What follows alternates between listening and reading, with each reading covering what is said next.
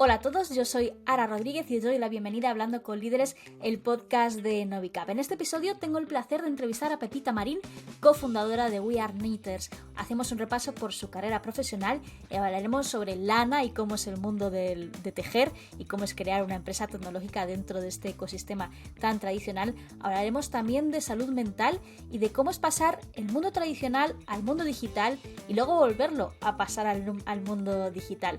Todo esto y mucho más, empezamos.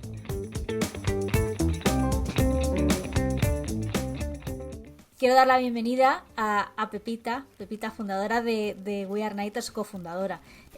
No nos olvidemos de la otra parte. Encantada de tenerte aquí en Hablando con Líderes de Novicap. No, encantada, Ara, de que me hayas invitado, de volver a hablar contigo y con muchas ganas. Estoy muy emocionada de esta entrevista porque me gusta mucho lo que hacéis, cómo lo habéis hecho. Y lo comentábamos antes en la previa, que yo no tejo, pero sí que coso, entonces entiendo un poquito y me gusta mucho todo este mundo y cómo poquito a poco le vamos poniendo un poquito de tecnología a algo que parece muy, muy tradicional y en algún momento tejeremos, ¿eh? No vayamos a dejarlo de lado. Sí, ahí hay todo se andará. Siempre que empiezo las entrevistas, y no sé si has tenido oportunidad de escuchar alguna, las empiezo creo que igual, ¿eh? Si alguna no lo he hecho ha sido por enajenación mental y es preguntaros quiénes sois, ¿no? Que es una pregunta un poco trascendental, ¿no? ¿Quién soy? ¿Y qué hago aquí? Así que me gustaría que nos contases quién es Pepita y por qué estás aquí hoy hablando con nosotros. Bueno, pues vaya a preguntar así para empezar, pero es verdad que siempre las haces. Yo estoy aquí porque, bueno, soy Pepita Marín, soy de Madrid, tengo ahora 35 años y estoy aquí porque soy emprendedora. Empecé, que es lo que más yo creo que me define. He tenido la suerte de emprender muy joven, a los 23 años, y justamente mi primer negocio, y tuve la suerte de que fuera bien. Lo hice junto a un compañero de Price, Alberto Bravo, y pues eso, soy cofundadora y CEO actualmente de We Are Knitters, que es una marca digital que la misión era justamente traer a gente como tú, Ara, a jóvenes, la pasión por tejer, que estaba completamente denostado y estaba, digamos, pasado de moda. Entonces ha sido una travesía muy larga, ya de más de 12 años, en la que, bueno, pues hemos tenido de todo, que ahora contaré, pero bueno, sin duda una historia de éxito y muy contenta por ello. Y además, bueno, pues soy madre de un niño de 7 años. Y ¿Le gusta tejer? bueno, ¿La habéis metido en el mundo? Sí. Y bastante tarde, porque bueno, hay niños que lo hacen más pronto. Ahora está haciendo crochet. El otro día vino justamente a la tienda y estuvo 3 horas el niño ahí sentado haciendo crochet, que es un poquito más fácil que tejer. Madres del mundo, a lo mejor esto es un recurso Total, para mantenerles tranquilo, total. Así como briconsejo Como briconsejo, total. de la entrevista, ¿no? Y mantenerles alejados de las De las pantallas, ¿no? Que de pantallas. esto ya hablaremos, de ese mundo más tradicional venido al siglo XXI. Quiero preguntarte, has comentado que conociste a tu compañero en Price, de esa etapa primera antes del emprendimiento. ¿Cómo fue esa etapa y cómo terminas decidiendo emprender? No sé si lo de emprender siempre fue una necesidad o algo que buscabais o surgió como puede surgir en otras ocasiones. Pues fue una mezcla. Yo creo que es muy curioso porque va un poco en contra de todos los digamos clichés justamente. O sea, nosotros que además que vendemos cosas, no éramos, vamos, yo no era la típica que estaba en el patio del colegio vendiendo caramelos y vendiendo entradas, como hay muchos emprendedores que ya se les veía venir, ¿no? En el patio del colegio ahí con, y para nada. Yo era más bien retraída, no era algo que me interesara ni emprender ni vender, ni lo tenía cerca en mi entorno. O sea, no era para nada algo que haya visto de pequeña ni nada.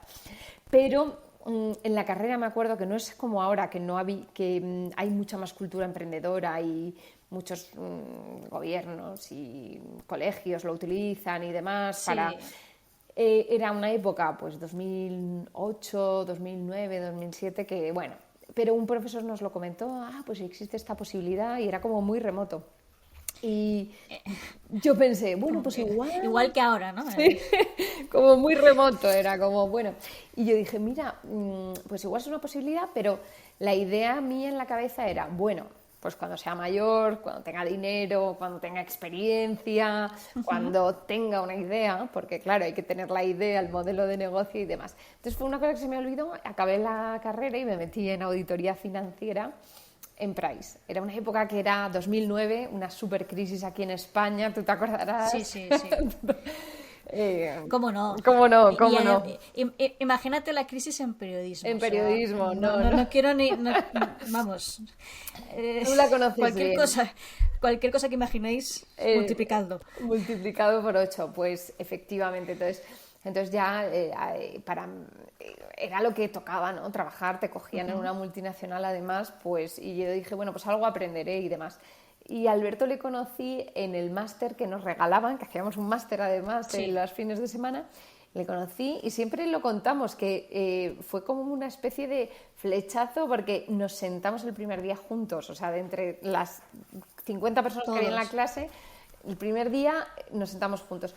Nos hicimos amigos, compañeros amigos. El día que montábamos We Are Knitters, que yo creo que es un dato interesante, no éramos íntimos amigos. Éramos amigos, nos conocíamos de compañeros, pero no era una relación de años, de confianza y demás, lo cual yo creo que ayudó mucho. Y entonces, había feeling de negocio, sí, no a lo mejor amistad. Sí, ¿no? Y amistad, empezaba a haber una amistad, ¿no? Pero bueno, pues la típica con un compañero, empezamos pues a salir con otros y demás, compañeros y demás. Entonces, a los dos nos gustaba la moda, pero claro, emprender en moda era muy complicado. Y hablábamos de emprender, pero una vez más, como cuando seamos mayores, pues ya cuando hagamos nuestra carrera aquí en Price o a saber dónde. Y en aquel entonces había, yo siempre lo cuento, que había en Yodona una página de emprendedoras. Y ahí era donde yo empecé a ver, mientras estaba en Price, digo, oye, pues mira, es que hay chicas que... Hay cositas, ¿no? Hay cositas, hay chicas, de ahí la importancia también de los referentes, ¿no? Aunque no sean multinacionales, pero te ponían, pues, me parece que estaba la chica que montó Poet, había una chica que había montado una panadería, o sea, que eran historias de éxito dentro de aquí de España. Y entonces... yo decía, Alberto, a ver, algo en la moda, tal, pero claro, en moda es dificilísimo porque o es a precio o bien había un modelo por aquel entonces que eran un poco, yo creo que mis referentes, que eran los de Privalia, que sí que era un modelo diferente en aquel entonces, ahora está más visto que tal, pero era... Entonces, bueno, pues empezamos a dar revueltas, no encontrábamos y de repente pues vimos, visitando a otra compañera, en el metro de Nueva York vimos a una chica tejiendo en el metro y era súper cool, lanas fosforitas, nada que ver con lo que nosotros teníamos aquí. Entonces, no era la abuelita tejiendo unos patucos para el nieto de la vecina. Justo, con la lana rancia y tal. Sí. Entonces, claro, de repente nos llamó la atención y dijimos, oye, ¿y esto? ¿Esta chica que hace aquí tejiendo tan chulo, ¿no? Y lo probamos, pero no con la idea del negocio, sino para ver que vimos que estaba de moda, en aquel entonces pues probábamos todo lo que estaba de moda, nos encantó la experiencia, dijimos, pues vamos a ponerlo en Facebook, que de aquel entonces no había Instagram. Y a partir de ahí dijimos, bueno, esto sí que puede ser una oportunidad de negocio real, ¿no? Porque era una tendencia ahí enorme, a nada que rascabas veías que no solo era tejer, que era hacer cookies, era como volver un poco a hacer cosas con las manos. El do yourself, hazlo tú mismo, ¿no? Que ahora es la normalidad, pero sí que es cierto que hace muchos años, si tú decías, y yo lo decía, yo coso, o sea, bueno, hago patronaje, me gusta, pero está loca, esta señora es como una señora anciana de 90 años que se hace ropa porque ahora dices que coses y dices, oh, Dios mío, qué maravilla. Y ya, bueno, pues que llevo muchos años, ¿no? Justo, pues era un poco eso, era la época que era una cosa muy rara, pero yo recuerdo pensar, esto va a llegar en algún momento a España, a Europa, y combina muy bien con lo que nos gustaba, que era la moda, porque la idea era hacer algo muy pasado de moda, hacerlo atractivo para los jóvenes, y eso se hace a través de la imagen, la fotografía, los modelos, o sea, estaba muy, muy relacionado. Y entonces fue así, un poco. ¿Sabíais tejer cuando empezasteis? No Esto es importante, ¿no?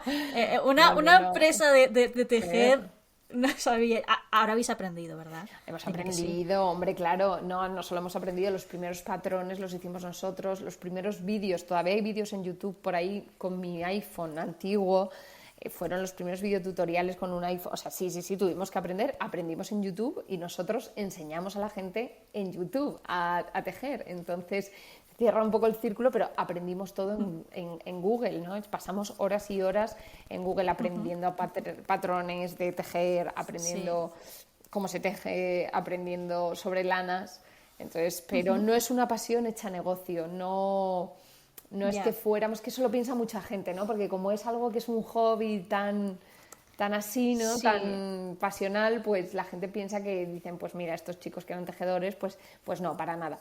De hecho, a día de hoy no tejemos en nuestro tiempo libre, es decir, nosotros, y dicen, ay, la pasión, entonces ¿de dónde viene? Pues mira, la pasión viene, a mí me encanta la lana, me encantan los textiles.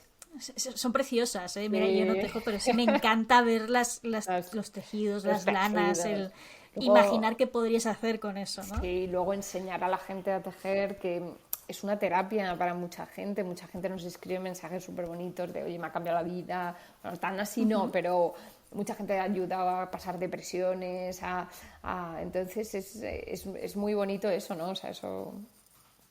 El hecho de que no vuestra pasión o vuestro hobby no sea precisamente el tejer y que tampoco tengáis esa relación, ¿no? Directa del día a día, el convertir tu hobby en tu trabajo, que se habla mucho en el mundo del emprendimiento, también os ha ayudado a ir más lejos con vuestra empresa. Pues yo creo que sí, Ara. Es muy difícil saber qué hubiera pasado. Todo hubiese pasado, ¿no? Pero es verdad que mucha gente nos dice, no, pero no tejéis, y entonces la pasión y tal. Yo siempre digo, la pasión viene pues de montar una empresa, de que la gente teja, de la fotografía, de las lanas, el mundo del tejido, me encanta, ¿no? Y más la parte de moda. Y al revés, nosotros, yo creo que si hubiésemos sido tejedores, ávidos tejedores, hubiésemos tenido alguna que otra decisión que hubiésemos hecho igual más con el corazón y menos con la cabeza, porque digamos que We Are Knitters es una empresa que es mucho de números, ¿no? O sea, los modelos se sacan o no en función de si se ha vendido uno parecido, en función de las ventas, en función de las modas que las trasladamos, ¿no? Y si hubiésemos sido, me encanta este punto, me encanta tal, igual hubiésemos sido menos fríos en estas decisiones. O sea, que la pasión puede venir en el día a día por muchas otras cosas que no es la propia actividad, y de hecho yo creo que hay que tener cuidado con hacer de tu pasión un negocio, tu vida, porque puede llevar a equivocaciones. Yo esto de hecho lo defiendo mucho, si tienes un hobby, que siga siendo un hobby. Siendo tu hobby. Porque es lo que utilizas para despejarte, para huir de esa realidad o ese día a día. Si lo conviertes en algo más, deja de ser un hobby, ¿no? Tienes que buscar otro, y buscar hobbies es muy difícil. Es muy difícil, exacto. Es muy difícil. ¿Cómo fueron esos inicios? Porque claro, estáis en Nueva York, veis a una chica tejiendo, todo muy cool, muy hipster, porque era la época de los hipsters. Ahora no sé si están en periodo de extinción o siguen por ahí, no lo sé. Pero era la época de los hipsters. O todos somos hipster, que podría ser otra opción. Sí. Pero claro, aquí en España no era una moda. No. Por tendencia, normalmente adoptamos cosas que están en Estados Unidos, como unos años más tarde. Pero claro, si te pones a mirar los datos fríamente en España, aquí no se teje. ¿Cómo te enfrentas primero a ese mundo, no? Aquí no se teje. Nosotros lo que hemos hecho durante muchos años sin saberlo era crear una necesidad. O sea, no era lo típico que te dicen todos los libros de emprendimiento. Busca una solución a un problema que ya existe, ¿no? Tienes que el problema que ya existe, yo que voy a... No tenemos problema, no existe, ¿no? No existe, ¿no? Yo que voy a muchas cosas de emprendimiento, tal, les enseño a los chicos y demás, todos les vienen aprendido de que tienen que buscar una necesidad existente y suplirla, y encontrar ese problema, esa necesidad, y suplirla con su software o con lo que sea. Nosotros no, nosotros creábamos esa necesidad, es decir, a ti, Ara, que no tejes, nuestra misión era, a través de nuestras imágenes, de nuestra web, de nuestra comunicación, hacer que te entraran ganas de tejer y ya de paso pues venderte nuestro kit para principiantes con todo lo que necesitas para tejerte algo. Entonces es verdad que fue muy complicado al principio y empezamos en España porque somos españoles, que no es nuestro principal mercado, al revés, es el octavo, solo vendemos 4% de las ventas aquí, pero empezamos aquí, todo era muy poco a poco, todo era, la palabra es cutre, los americanos dicen bootstrap, así que es empezar con tus propios medios. Empezamos con y CADE nos dio un premio de 10.000 euros que el Club Empresarial ICADE, que ahora, cerrando el círculo, me acaban de hacer miembro del comité de selección. de selección, hacen muchas otras cosas, pero entre otras el premio de ICADE. Entonces nos dieron un premio compartido, 10.000 euros, y con esos 10.000 euros fueron a comprar la lana, porque la lana viene con nuestra marca. Entonces tú no puedes pedir 3 ovillos a una productora. De hecho, empezamos en Perú porque aquí no nos daban las cantidades. Sí, las cantidades. Aquí era muchísimo, no podíamos. Entonces empezamos en Perú y aún así todo ese dinero fue a comprar lana. Entonces el resto, la web la hicimos en wix.com, las fotos eran mi primas hechas por Alberto fatal, que ahora las vemos. Tenemos algunas colgadas en la OFI que se ven y que... Dices, bueno, entonces, pero todos los inicios tienen su punto fuerte. Y había mucho de mercadillo, que yo me acuerdo de mi madre diciendo, hija mía, tú que tienes una carrera y tal, ¿qué haces ahí vendiendo en mercadillos? Y yo, pues mamá, es que hay que empezar por algo, hay que empezar por... Y entonces estábamos ahí en mercadillos, en todo lo hacíamos, y nosotros tuvimos una suerte, que yo siempre digo que... Estuvimos en un mercadillo en Cibeles Fashion Week, se llamaba en aquel entonces, sí, de jóvenes diseñadores, que nosotros no éramos diseñadores, pero bueno, éramos jóvenes y hacíamos algo que ver con la moda. Y estaba entre la sala de prensa y la pasarela, entonces ponían ahí varios puestecitos. Y tuvimos la gran suerte que efectivamente nuestro producto, nuestra idea era muy noticiable. Entonces muchos periodistas y... Bueno, en la época no había influencers, pero bueno, muchas influencers se paraban. Empezaban, ¿no? Empezaban en YouTube, no estaban en Instagram, estaban en YouTube. Estaban en YouTube, tenían blogs y se paraban. Y entonces les hizo mucha gracia y empezamos a salir en medios. La historia de los dos auditores que se meten a una cosa un poco rara, la historia de algo muy antiguo, ponerlo de moda. Entonces tenía como muchas aristas que se podían, digamos, que comunicar, que nosotros no lo sabíamos en aquel entonces, pero empezamos a ver y entonces empezamos a salir en medios. Y así, y poco a poco, pero fue muy poco a poco al principio, o sea... no recuerdo abrir la web y al revés, cada pago con tarjeta lo celebrábamos, o sea,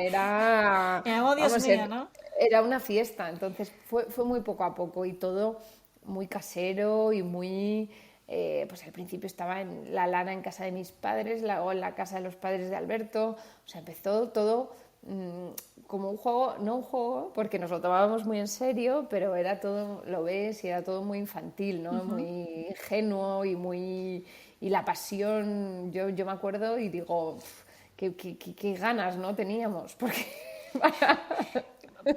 Pero también eso es bonito, ¿no? El coger algo con pasión y ver siempre la parte buena...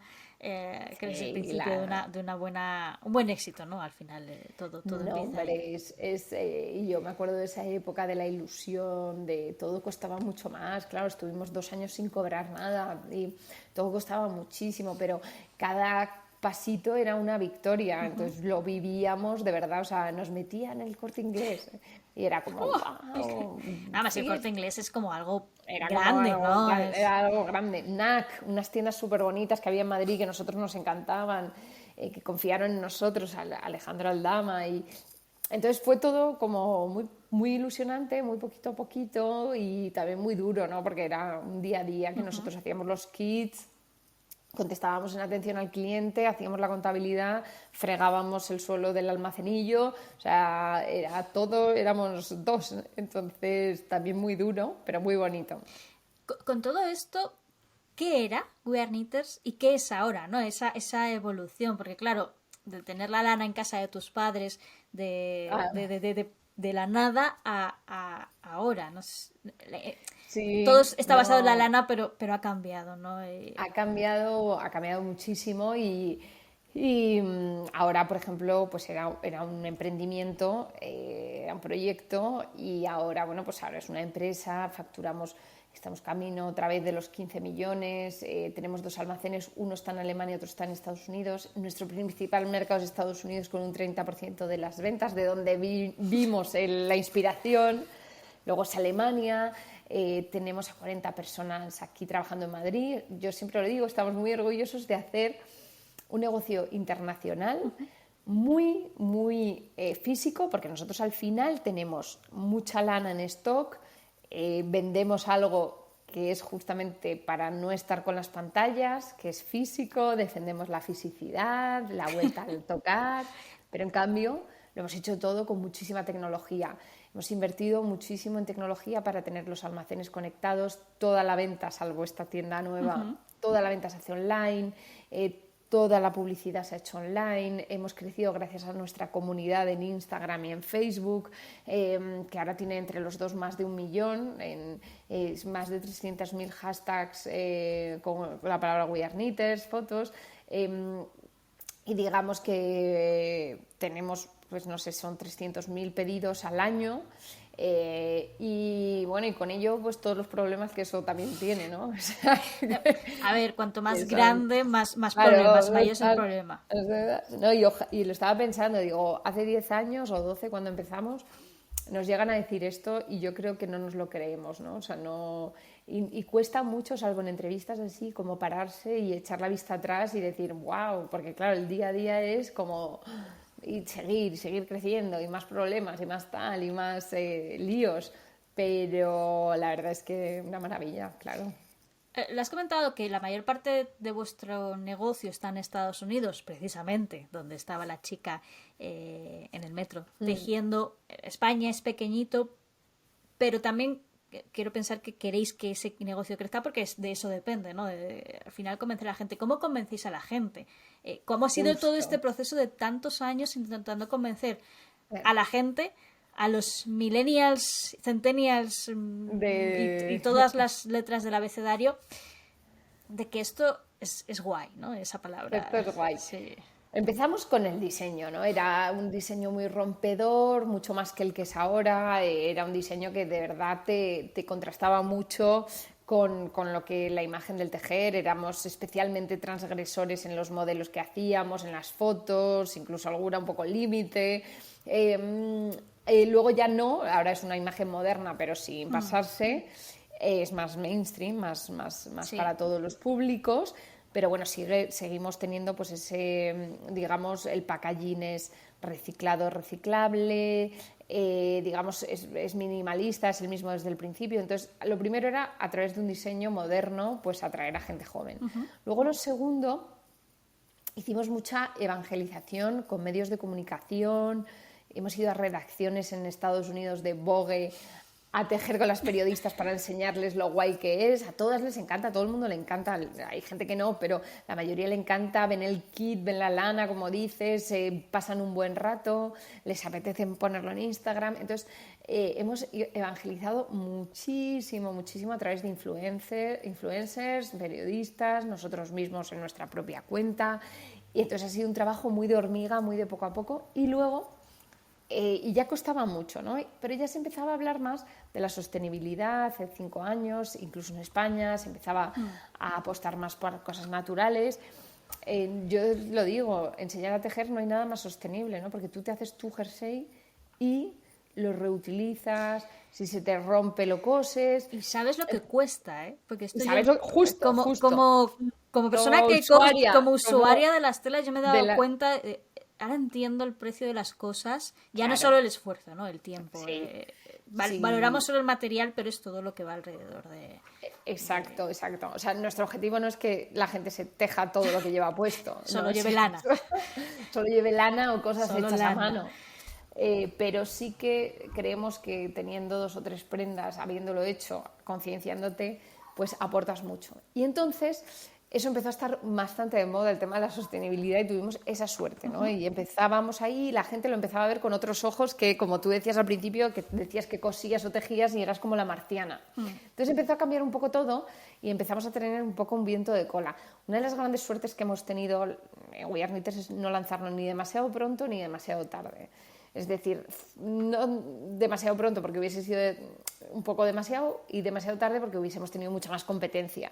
Entonces nosotros tuvimos ese momento, y luego, claro, muchos años con la evangelización, empieza la sostenibilidad, nos ayuda, empezamos a vender fuera, en Alemania y demás, y llega la pandemia, que vendimos lo que no habíamos vendido Entonces ahí mucha gente lo descubrió, y no solamente mucha gente lo descubrió porque estaba en casa, sino que el segundo beneficio que tiene es la salud mental. Entonces, esto es algo que ayuda mucho. Entonces, no solo ha sido la pandemia, los meses de encierro, que también, pero ha sido un hobby que ha descubierto mucha gente, que le relaja, que le ayuda a meditar, que le ayuda a combatir el estrés, la ansiedad. Entonces, digamos que hemos tenido la suerte de que corresponde con problemas, es una solución para problemas muy actuales, ¿no? Como es la sostenibilidad por un lado, la salud mental y oportunista en el momento obviamente, de la pandemia, que todo el mundo se puso a tejer, a hacer pan o a hacer yoga. A hacer puzzles,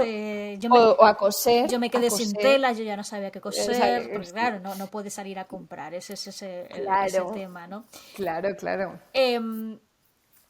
El tema de la sostenibilidad, de hecho, que lo tengo aquí apuntado como algo muy importante, ¿cómo se maneja la sostenibilidad versus proveedores? Porque claro, al final las lanas son productos naturales, y pasa con el mundo del textil también. Las telas pueden ser buenas o no, pero son más caras efectivamente, pero si al final es un poco una pescadilla que se muerde la cola. ¿Qué pasa si las lanas no son sostenibles? Entonces yo creo que estoy haciendo algo sostenible, pero en verdad no. Aquí hay un tema muy importante. Hombre, claro, aquí está el kit de la cuestión en realidad. Nosotros nos hemos mantenido en lanas 100% naturales, es decir, que no hay acrílico. Nosotros no trabajamos trabajamos 100% lana, 100% melvin alpaca, 100% algodón, 100% me dejo alguna, pero bambú, todo es 100%, pero los tintes no son naturales. Y lo que más contamina, para ser sinceros, en el mundo textil es el tinte. Entonces, nosotros trabajamos con proveedores de toda la vida, peruanos y ahora españoles y portugueses, con tintes suizos y alemanes que cuestan más dinero, pero son mucho mejor que lo que se utiliza en la mayoría de la industria textil, que es el tinte chino.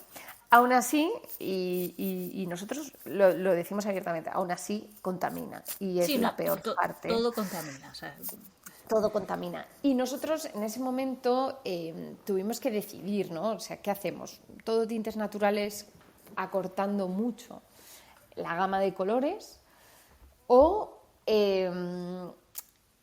bueno, pues hacemos un equilibrio entre, nos mantenemos en 100% lana, intentamos todo llevarlo además por barco, que contamina menos, no hacemos nunca avión para traerlo, estamos empezando a trabajar mucho con España y Portugal, que es mucho más caro, pero a la vez contaminamos menos. Pero hemos decidido seguir con estos tintes, dar una gama más grande de colores, decirlo abiertamente, o sea, en ningún caso decimos que somos orgánicos ni nada. Y nosotros de verdad nos centramos nosotros creemos que lo que podemos dar más a la sociedad es un poco todo el tema de concienciación, el tema de que la gente se teja, que pase tiempo haciendo sus propias cosas, que lo valore. Porque al final, el que te dice que es todo orgánico, me atrevo a decir que es mentira. O sea, hay muy pocas marcas. O sea, es lo que se llama ahora que está el greenwashing, que me parece que, no sé si es Noruega, le ha prohibido ya a H&M quitar la tarjeta de color, porque es que es mentira, es mentira. Es muy, muy difícil ser un producto es prácticamente 100% de tal. Entonces hay que hacer compromisos. Nosotros intentamos que dentro de lo peor sea una gama muy, muy alta, y lo que hacemos es compensarlo con otras cosas. Al principio teníamos cosas de plástico en el kit, las hemos ido quitando. Lo que pasa es que yo también tengo ahí una Un que nos drama, ¿no? Un estamos dilema. pasando de... No, porque tanto plastic free, a costa también de talar muchos árboles a un ritmo que ahora Sí. todos tenemos papel craft, que nosotros empezamos y éramos de los pocos, pero ahora todo papel craft, ahora el papel craft es lo más caro que hay, ya no dan abasto para hacer el papel craft y entonces que en esto me parece que falta mucha, y nosotros los primeros, pero falta yo creo mucha formación, mucha información, el consumidor no tiene toda la información que tendría que tener para hacer una elección libre al 100%, entonces es un tema muy difícil, Lara, que yo creo que cada uno lo tenemos que hacer lo mejor que podemos, Pero conscientes de todo lo que hay todo lo que hay y siendo honestos, o sea, nosotros los tintes no son naturales, y es que por eso, y es que yo cuando veo las etiquetitas estas de fast fashion digo, bueno, fenomenal, pero aquí... eso. Sí, se te va el alma al cielo. Con todo esto, ¿cuál ha sido vuestro mayor reto en estos años? Nuestro mayor reto está en la venta, en la parte de logística, que sí que ha sido un pollo, comprar los almacenes, el tal, sí que ha sido muy difícil, Contactar financiera con también, proveedores fuera de España. fuera de tal, hablar con ellos, que al final ahora son como partners. Pero ha sido la parte siempre más difícil que nos ha parecido, nos sigue pareciendo, es la venta. Es decir, crecer, la venta, darnos a conocer con recursos limitados. Claro que nosotros no somos una marca que tenemos ahí millones y millones de presupuesto de marketing y estamos en muchos países, o sea que tenemos que medir mucho el qué invertimos en qué. Entonces, para nosotros siempre el reto ha estado en la venta y para nosotros un cliente es algo sagrado, ¿no? Y nosotros no hemos tenido gran financiación, hemos tenido menos de 1 millón a lo largo de toda la historia, entonces nosotros nos hemos financiado con las ventas, con los clientes. Entonces, siempre el foco ha estado y yo creo que ha sido un acierto, ¿no? Y pues eso, igual podríamos haber crecido mucho más con más dinero, pero siempre hemos querido ir más y eso que hemos ido y queremos seguir creciendo y pues expandirnos, por ejemplo, al coser. Compramos hace un año una empresa de telares, que es como We Are Knitters pequeñito de telares, porque queremos un poco seguir con el do it yourself siempre, pero ir evolucionando las técnicas. Entonces, siempre vender es lo más complicado. Y convencer, que te sigan Y comprando. convencer, por eso, que te sigan comprando, vender por primera vez, que te sigan comprando, que se lo cuenten a sus amigos. ¿Conseguís llegar al cliente hombre? Porque claro, al final tejer está muy asociado a chicas, la moda, hay un pequeño reducto masculino, pero tenemos ahí a la mitad Esto de la es muy población, ¿no? curioso, esto es muy, muy curioso. Para nosotros, cliente que entraba en la web a comprar, además era en noviembre y en diciembre, era comprador de un regalo. Uy, eso ya sé por dónde va esto. Regalo No, de no, Navidad para la novia. para la novia, la madre, lo que fuera. Y los teníamos completamente ninguneados. Y fue en una pop-up que hicimos en París hace 3 años ya, que empezamos a ver hombres que entraban para tejerse sus cosas. Y nosotros diciendo, pero bueno, ¿esto qué es? Qué maravilla, ¿no? ¿Esto qué es? Qué maravilla, no sé qué. Entonces dijimos, oye, que es que estos tejen para ellos, o sea, no se lo llevan a la Noir. Y empezamos a ver que en nuestra web eran todo mujeres, casi hablábamos en femenino, todo estaba, o sea, el sesgo lo potenciábamos todavía más nosotros. Empezamos a hacer colaboraciones con influencers, con Tom Daley, que es un nadador olímpico que se ponía a tejer entre partido y partido. Sí. Y entonces, entre salto y salto. Y lo que pasó es que empezamos a hacer colaboraciones con hombres y ha aumentado de un 17% que teníamos a un 22%. Entonces, ha ido aumentando y cada vez hay más que lo intentan, lo prueban, que les gusta. Hay muchos directivos en Londres que lo hacen, en la City, para desestresarse, y lo hacen abiertamente en el metro. O sea que ya es un estigma que se está empezando a quitar. Aún así cuesta. Cuesta, Sigue sí. siendo más asociado, igual que el coser, igual que muchas otras cosas que tradicionalmente han quedado más en el lado de la mujer. Pero es curioso porque al menos el coser, al final, si te fijas en los grandes diseñadores, son hombres. ¿no? Su nombre. Son nombres, al igual Como que los como los cocineros, cocineros, ¿no? sí. Este paradigma es un acto asociado a las mujeres, pero los grandes son Los grandes hombres. siempre han sido hombres. Sí. Luego de ahí se abre otro melón, pero bueno, ahí está. Otro debate. Otro debate. Pero bueno, también tienes un filón ahí en las consultoras, ¿no? Que es de donde venís, para gestionar el estrés de la consultora. De la consultora. Acabamos de empezar en España, que lo hicimos el otro día con, bueno, voy a decir la marca, no sé si se puede, pero Vía libre. sí, con el BVA. Nos llamaron ellos, su departamento de diversidad, y talento humano para hacer talleres en la ciudad Sí. ahí. Y era un poco pues para que la gente estaba preocupada por la salud mental y demás, y entonces querían que fuéramos a enseñar a tejer. Bueno, fue la bomba, la gente le encantó, pero ¿qué pasó? 60 personas y 60 mujeres. Entonces vamos a hacer un segundo, que van a ser 120, y estamos trabajando con ellos para que haya más hombres y bajen y también estén ahí. En este paso de lo tradicional a lo digital, que es lo que hicisteis vosotros, ahora tenemos un siguiente salto que es de lo digital a lo tradicional, ¿no? Que es abrir una tienda física que, para que no sea de Madrid o no la haya visto, tenéis una tienda en Fuencarral, que es una de las principales arterias comerciales de Madrid. ¿Por qué pasáis de lo online a lo offline? Que es algo que ya han hecho otras marcas, de hecho, ha habido un traspaso. Pero bueno, en vuestro caso, ¿por qué ha sido todo esto? Pues nosotros, porque yo creo que somos los más defensores del online, hemos crecido en online, hemos nacido en online y se lo debemos todo al e-commerce.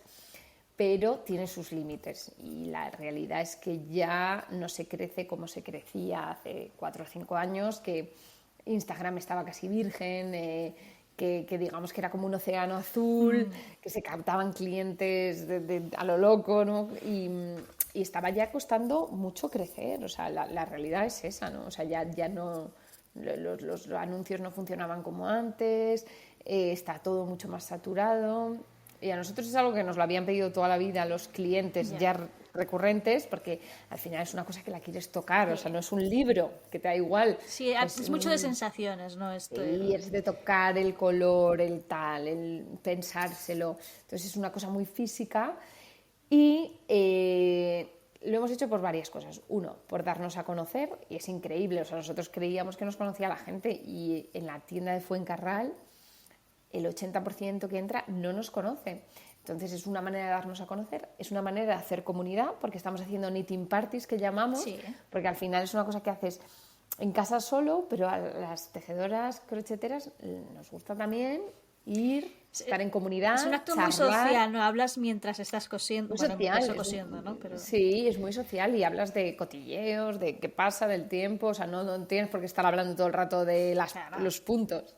Entonces, para hacer comunidad y digamos un poco como un canal de venta, ¿no? O sea, al final pues lo que queremos es que la gente nos conozca, vender a través de ahí, y sobre todo también hacer un poco de comunidad, que se está haciendo. Teniendo en cuenta la tienda física, esa comunidad, de aquí a unos años, ¿qué esperáis de la marca? Bueno, nosotros hemos estudiado muchos otros casos. Al final lo que perseguimos es un poco la omnicanalidad, ¿no? Que es un poco que un canal alimente al otro, o sea, que no es tanto ya solo lo offline o lo online, ¿no? Ya cada vez hay una mezcla más grande. Hay estudios que dicen que te aporta mucho más valor el cliente que es de los dos, pues que va a la tienda, lo toca, luego compra en casa, o al revés, lo mira en casa y luego va a la tienda a comprarlo. Entonces, digamos, es una fidelización, es un poco, pues eso, que la gente de la comunidad digital también forme parte, ¿no? La gente va ahí, las que ya nos conocía, y le encanta ver a la tienda realmente. Además, como estábamos Alberto y yo, muchas veces ahí al arranque también nos veían. Sí, entonces ha sido una súper experiencia, la verdad. Has comentado, y esto es algo que veo mucho en todo el recorrido que hago de empresas tecnológicas, todo dice lo mismo. Instagram está entrando pues en una segunda etapa o décima, ya no sabemos por cuál va. Ahora tenemos TikTok. No sé cómo os encontráis vosotros en esas nuevas plataformas, ¿no? Que es donde están las nuevas generaciones, pero claro, cada una tiene sus normas, adaptarse a ellas es complicado. A ellas es muy complicado y está siempre, ¿no? Que cuántos recursos, porque para nosotros Facebook primero y luego Instagram fue muy natural porque nosotros éramos usuarios de ahí. Y nosotros, Alberto y yo, ya estamos mayores para TikTok. O sea, entonces... Que yo también, yo lo asumo, yo también estoy mayor. Estamos ya y ya llega un punto que además tú personalmente quieres cada vez estar en menos sitios, desconectar un poco. Entonces yo no me he bajado todavía a TikTok, que debería hacerlo para ver qué está ocurriendo y demás. Es el dilema, ¿no? Debería, pero no quiero. Pero hay que optar por contratar a gente muy joven, muy, muy, muy joven, que hable ese idioma. Y yo creo que hay que estar ahí. Pues como había que estar en Instagram antes de que monetizara nada. O sea, que yo me acuerdo al principio, pues bueno, había que estar, porque había que estar, pero no estaba nada claro que fuera a ir bien. Eran otras dinámicas distintas de las de Facebook. Pues ahora lo mismo, hay que estar en TikTok, todavía no se monetiza nada. Pero, por ejemplo, nosotros lo que estamos empezando a hacer es poner tutoriales de tejer en TikTok, porque hay gente que lo pregunta, o sea, que lo busca ya, o sea, a nivel buscador. Ya. Entonces...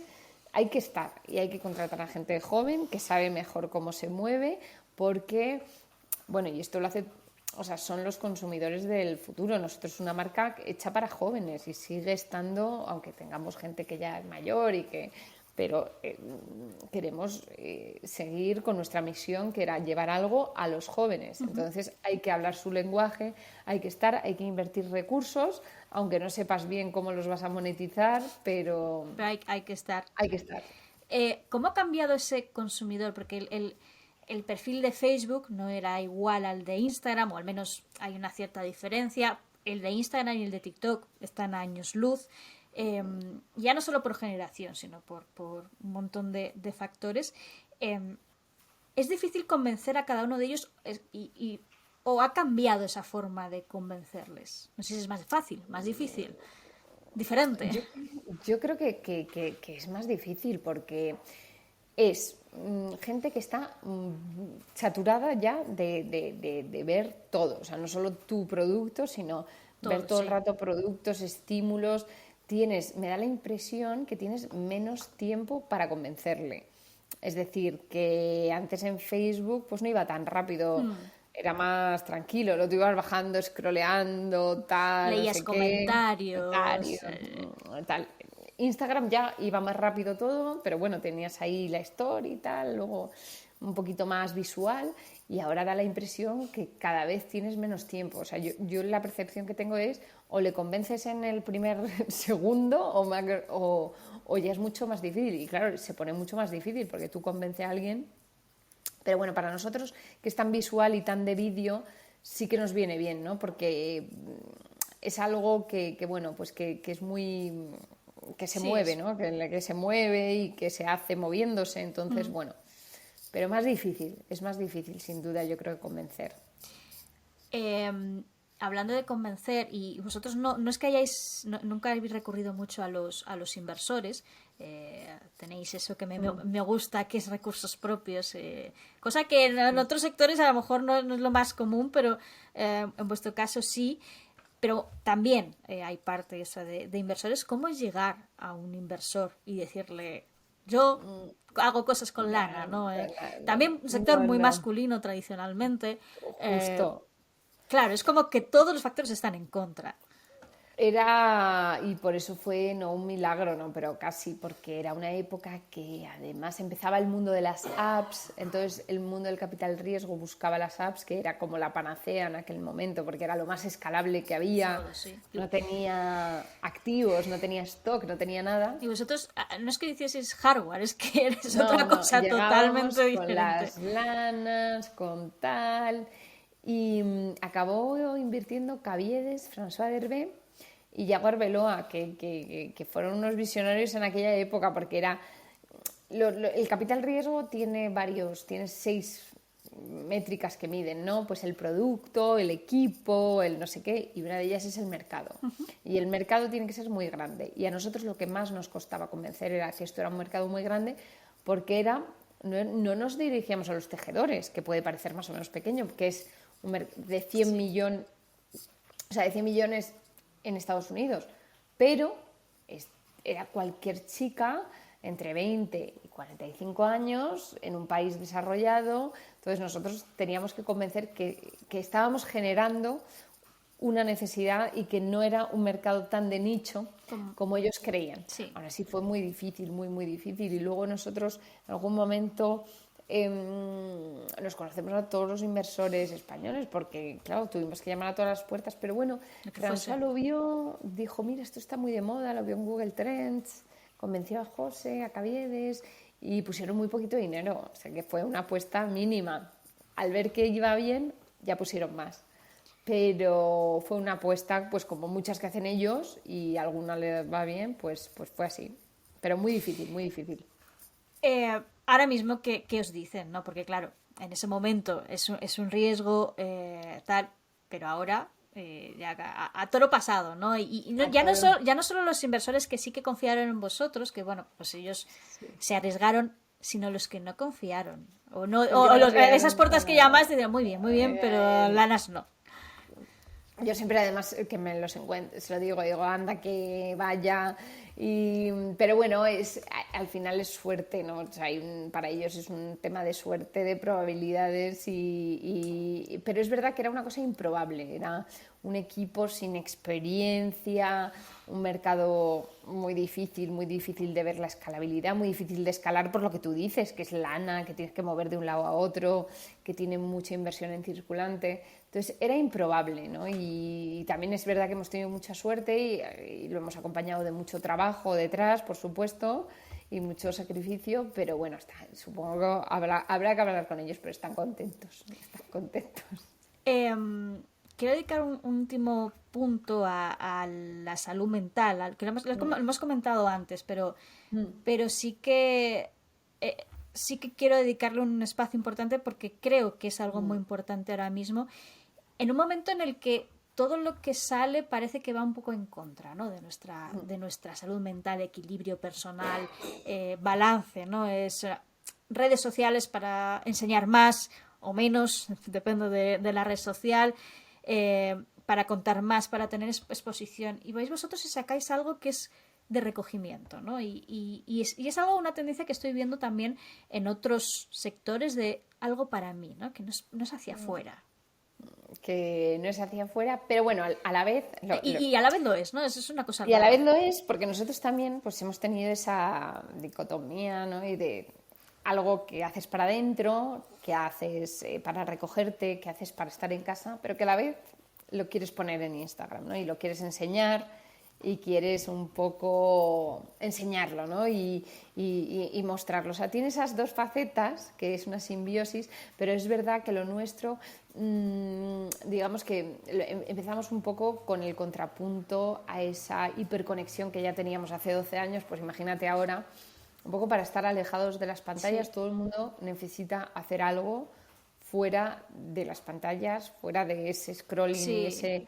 ese tal, todos lo necesitamos, y el que no lo hace, pues al final acaba, pues eso, con una salud mental un poco, bueno, y lo que está pasando con Instagram, ¿no? Y los adolescentes, el medirse todo el rato, el querer estar todo el rato haciendo cosas, sí. El que parece que no está haciendo todo el rato cosas es que es un pringao, el que tal, entonces esa distorsión de la realidad, ¿no? La distorsión de la realidad que está haciendo mucho más daño, yo creo, que el que nos creemos, o sea, que sabemos que es nocivo y tal, pero yo creo que el daño que está haciendo es mayor del que... Y nosotros hemos nacido en Instagram, o sea que tampoco... Pero es verdad que nosotros lo que hacemos es una cosa que haces con tus manos, haces normalmente en casa, tienes que estar más o menos concentrado porque puedes ver la tele, mucha gente ya lo hace con Netflix es el hashtag que utilizamos, sí. pero es verdad que es algo que haces un poco para ti, para meditar, para estar un tiempo contigo, para, digamos, para desconectar, porque hay mucha gente que dice, mira, es que hago tejer porque no necesito ni contar puntos, si haces una cosa así, Sí, ni contar puntos, me da lineal. igual lo que salga, pero es simplemente la mecánica de estar haciendo algo que luego además resulta en una cosa que luego puedes dar, que luego vas a utilizar y demás, y que puedes crear tú, ¿no? Tiene una parte también creativa muy importante, porque hay gente que hace sus propios patrones o sus Sí, propios no, colores. hay niveles ya Hay totalmente. niveles de esto. Pero bueno, la idea era eso, ¿no? En un mundo que va muy rápido, que al revés, que tienes muchos estímulos, pues el hecho de parar es lo que es terapéutico, el hecho de parar, de hacer algo con tus manos, de ver que produces algo con tus propias manos a un ritmo, lo que tú decías antes, a un ritmo mucho más pausado de lo que va el mundo, ¿no? Es lo que está ayudando a toda la gente. La mayor parte que lo hacen no lo hacen por luego tener un jersey amarillo, No, lo porque hacen si te pones a pensar es más fácil ir a comprarlo. O sea, eso a esto que lo comprarlo. tenga la No, no, gente total, claro, es total, es más infinitamente más fácil. fácil. Es la sensación de satisfacción, de hacer algo con tus propias manos y el poder que tienes un poco sanatorio de la mente y que lo necesitamos. El otro día pues oía un podcast de que hacía pues eso, John Sistiaga, diciendo que España es el país que más consume antidepresivos y todo. Entonces, o sea, está claro que lo necesitamos. O sea, porque no todo va a ser tomar pastillas, ¿no? O sea, hay que hablar y el tejer muchas veces si se hace en conjuntos estás hablando, entonces tienes que hablar con gente, tienes que hacer otras cosas que te liberen un poco la mente. Y en cuanto es algo también que me gusta preguntar, la salud mental en el emprendimiento. Esto ya es como el bucle del bucle, ¿no? El bucle del Em, bucle, no, no, hay no. como muchos discursos, ¿no? Sí.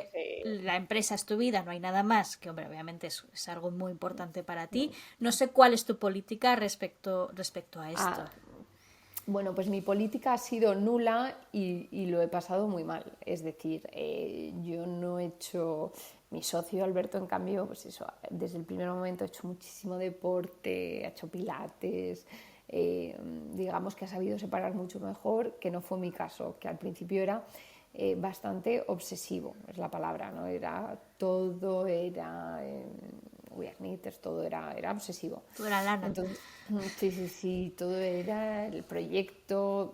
Tuve un hijo a los 2 o 3 años de empezar, 3 años, y yo diciendo, pero ¿cómo voy a hacer si no tengo tiempo ni para mí ahora un niño? Y bueno, pues mi terapia ha sido un poco eso, ¿no? El tener Obligarte, ¿no?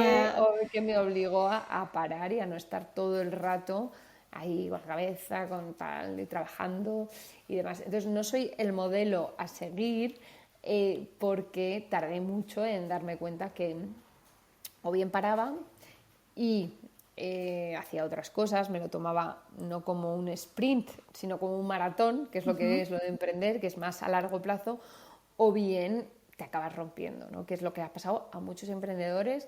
Además, ahora hay muchos hablando, está Ancla, o sea, hay muchos Sí, emprendedores que por fin están hablando de lo mal que lo han pasado y muchos muy exitosos, como, vamos, no voy a decir yo los nombres, pero están por ahí, o sea, que me parece muy bien que se hable, ¿no? Porque siempre todo parece rosas y todo es éxito y todo es esfuerzo y tal, y nadie hablaba, que yo creo que ahora se hable más, de lo mal que eso pasa, de los problemas de ansiedad que puedes tener, de los problemas personales que te puede acarrear la obsesión de emprender.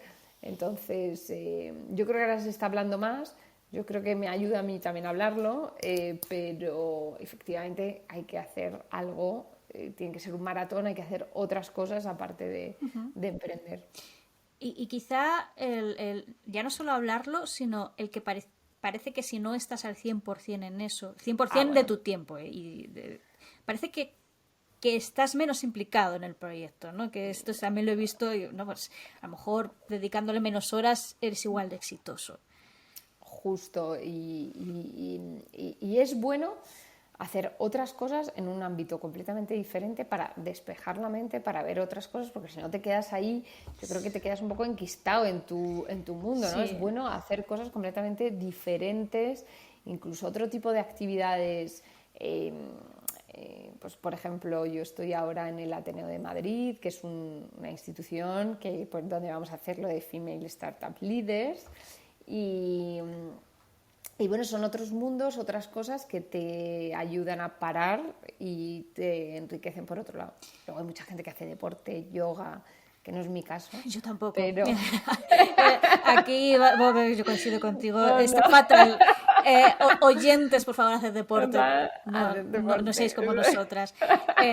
Fatal, esto es fatal. Pero bueno, ayuda mucho. A mí no, a mí me estresa más. Entonces, como no lo voy a hacer porque me va a estresar más. Cada uno encuentra su cosa.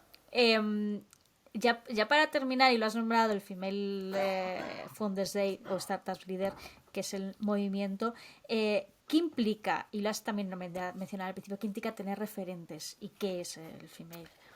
Bueno, pues Female, que siempre lo digo mal, Founder, empezó hace ya pues como 3 o 4 años, debe de ser, pero se ha hecho muy grande yo creo que en el último año. Es un grupo de todo mujeres, emprendedoras que han montado pues proyectos muy muy diferentes, o sea, desde inteligencia artificial hasta pues logística, renovables, de todo. No hay un requisito de nada, es simplemente pues eso, mujeres que quieren estar en un foro simplemente hablando de sus problemas, de chicas compartiendo pues los éxitos y los no éxitos, ¿no? Los fracasos y lo duro que es. Los problemas del día a día. Los problemas. Entonces, en el tema de tener referentes es muy, muy, muy importante. De hecho, todos empezamos porque tenemos un referente y el hecho de que no haya suficientes referentes mujeres hace que no haya suficientes emprendedoras o empresarias mujeres, ¿no? O sea, por eso a mí cuando veía el caso de éxito de Mark Zuckerberg, pues Mark Zuckerberg y yo es como un huevo y una castaña, o sea, no me siento nada... Y gracias. Gracias. Por eso, no te sientes nada identificada. Yeah. Por eso yo me sentía identificada más con las paginitas de Yodona, de las chicas que habían abierto una tienda en tu barrio, ¿no? Te sientes mucho más identificadas. O sea, que un referente no tiene que ser Marta Ortega, que tiene un imperio, ¿no? O sea, es más la que ha montado algo en la esquina o a la vuelta de tu casa. Y son esas cosas las que te hacen ver, oye, pues yo también podría y demás. Yo que ahora tengo menos tiempo y hay veces que tengo que limitar las cosas que hago, pues siempre priorizo las cosas que van destinadas a mujeres porque siento que es donde puedo ayudar más o impactar más, ¿no? que irme a una cosa de ingenieros, de caminos, hombres. Entonces, es muy importante porque es que es la manera que tú te ves reflejada, te proyectas y dices, puedo ser yo. Entonces, es muy importante. Entonces, y el foro, como justamente en el Ateneo, en el cual vamos a hablar, va a haber mesas redondas, que la mayoría de las que vienen son mujeres, pero ya cada vez hay más hombres, que también es muy importante que otros hombres vean lo que hacen las mujeres también. Entonces, pues es muy importante tener referentes, estar en círculos de gente parecida a ti para compartir las alegrías y las penas. Y eso es lo que hacemos es lo que vamos a hacer en Female Founders Day, que es el 29 de noviembre, como tendría que saber 29 mejor, de noviembre, 29 de noviembre en Madrid, o sea que... Quiero terminar con una pregunta. Para mí no es polémica, pero hay mucha gente que lo pregunta, y es precisamente sobre este tipo de encuentros. Quizás es una pregunta que hacen muchos hombres, y lo hacen porque son hombres, ¿no? ¿Es necesario tener un encuentro como este? Porque al final buscamos igualdad, deberíamos estar todos juntos. Sí, pero, y ahí viene el pero, ¿no? De ¿por qué es necesario un encuentro como este, en el que se dé voz precisamente a ese grupo de mujeres que pueden crear referentes? Bueno, pues las críticas yo creo que son completamente, o sea, quien hace este tipo de críticas, bueno, es que no sé cómo describirlo, ¿no? Pero obviamente es necesario todavía. Las mujeres, o sea, la igualdad, la paridad, estamos muy lejos todavía. Yo estoy abiertamente de acuerdo con los sistemas de cuotas, porque es un factor corrector. Hay muchas veces, la contrapregunta es, ay, pero claro, estás quitando un puesto a un hombre, tal. No. O sea, no os equivoquéis. No. O sea, no nos equivoquemos. O sea, hay que corregir y no se va a corregir solo. Cuando hay más mujeres en consejos de administración, hacen que haya más directivas, hacen que se hagan las cosas diferentes y abren el camino a otras mujeres, ¿no? Y es la manera de llegar. Y esto es lo mismo, porque un evento de mujeres, solo mujeres para mujeres, pues porque ya los hombres tienen ya demasiados espacios solo de ellos, solo para ellos, y es un corrector, o sea, y al revés, tendría que haber más, ¿no? Y tendría que haber más foros, más reglas, y yo creo que la sociedad por sí sola no va a cambiar. Es decir, las redes de hombres están ahí, son las que, y es normal, o sea, un hombre te dicen, piensa en alguien para director de no sé qué, pues un hombre tiene más colegas hombres, hay más gente con trayectoria hombre, hay gente, o sea, o sea, que hay que pensar un poco más para encontrar una mujer, y entonces a veces o es obligatorio y tienes que pensar sí o sí porque te obligan, o no va a haber. Y entonces, una vez haya ya más mujeres directivas, pues ya pensarán más en otras mujeres y ya se irá. Pero está claro que a día de hoy, para la gente que critique todo esto, es que no vive en el mundo que vivimos. O sea, obviamente todavía no estamos ahí. Yo lo que siempre digo, hay que instalar el plugin. Y una vez ya esto sea normal, ya vendrá con el sistema operativo. Exacto. Pero sí, hay que instalarlo porque si no, no se va a instalar solo. Exactamente, ¿no? Es ese símil tecnológico por si alguien no lo entiende. Pues, Pepita, nos quedamos con esta petición, ¿no? Hay que buscar esa paridad, pero no se hace sola, hay que trabajarla, desde el primer momento. Muchísimas gracias por hablarnos de tu trayectoria, de la lana, del mundo de la lana, de algo tradicional que me parece muy bonito en un mundo ahora caótico y que siempre va deprisa. Y esto es como volver a lo reposado, ¿no? A otro ritmo que lo necesitamos y que encima tenga éxito, ¿no? Un ritmo de éxito. Muchísimas gracias por estar aquí con nosotros en Hablando con Líderes. Sara. Nada, a ti por invitarme y a vosotros por escucharme. A nuestros oyentes, nos esperamos en el siguiente programa de Hablando con Líderes de Novicap, esperando que os haya gustado esta entrevista con Pepita Marín. Un saludo a todos, muchísimas gracias.